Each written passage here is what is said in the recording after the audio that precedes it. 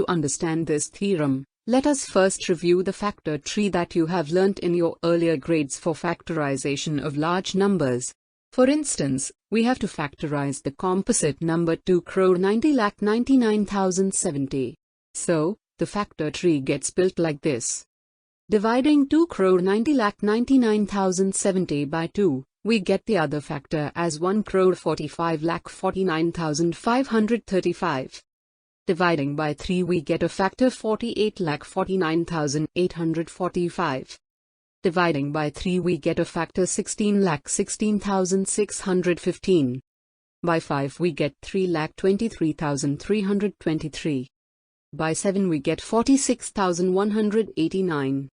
By 11, we get 4,199. By 13, we get 323. By 17, we get a factor 19 which cannot be divided further. So, we have factorized 2,90,99,070 as 2 times 3 times 3 times 5 times 7 times 11 times 13 times 17 times 19 as a product of primes, that is, 2,90,99,070 equals 2 times 3 squared times 5 times 7 times 11 times 13 times 17 times 19, as a product of powers of primes.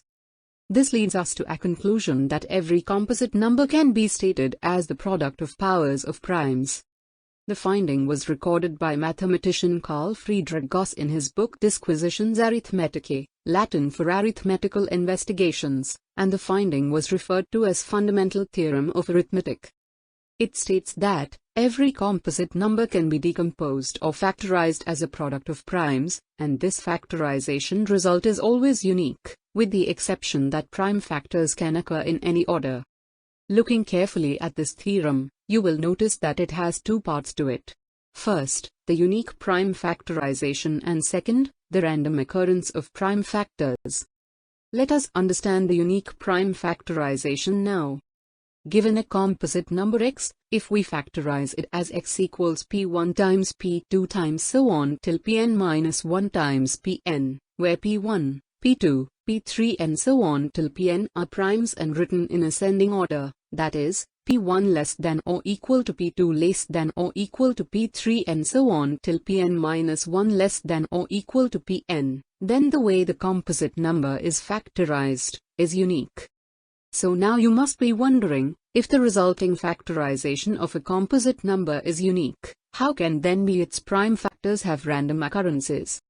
For that, let us understand the second part of the theorem now. Revisit the factor tree for 2,90,99,070 now. Had we divided the number starting with a different divisor than 2 and followed that up with a different divisor in the subsequent steps as well, we could still have arrived at the same factorization result. Now you can imagine, there can be many different versions of factor trees for the same composite number due to the choice of divisor prime number taken at random, at each step. Hence, the prime factors can occur in any order without changing the factorization. To your surprise, the fundamental theorem of arithmetic is already known to you from your earlier classes, by the name of prime factorization method. You have long used this method in your previous grades to find the highest common factor and the lowest common multiple of the two positive integers given to you.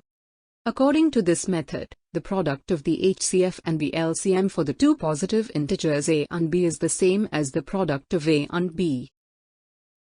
It is important here to remember that HCF is the product of the smallest power of each common prime factor in the numbers. LCM is the product of the greatest power of each prime factor involved in the numbers. Please pause the video, rewind and play again to absorb what has been covered in the topic. Let us proceed now.